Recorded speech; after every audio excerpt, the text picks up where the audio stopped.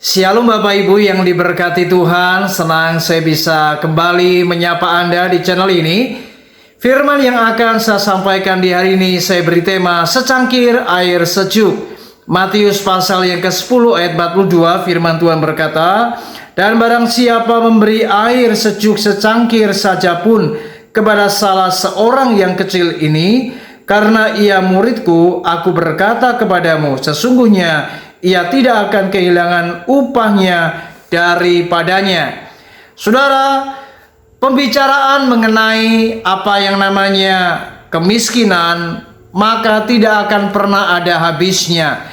Karena orang-orang yang miskin, mereka yang tidak mampu, selalu ada di sekitar kita.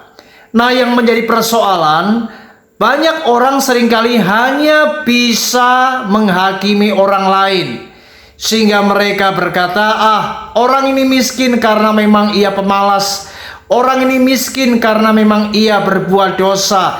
Orang ini miskin karena memang ia melakukan apa yang tidak baik pasti dalam hidupnya. Saudara, daripada kita hanya mencela, menghakimi, mengkritik mereka, maka ini tidak akan pernah mampu mengubah keadaan mereka.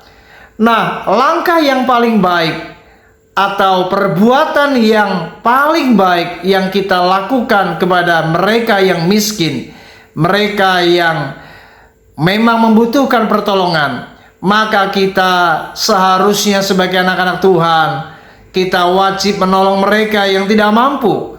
Daripada kita menghakimi, daripada kita mencela, daripada kita mengkritik mereka, mari kita buka tangan kita, ulurkan bantuan kepada mereka.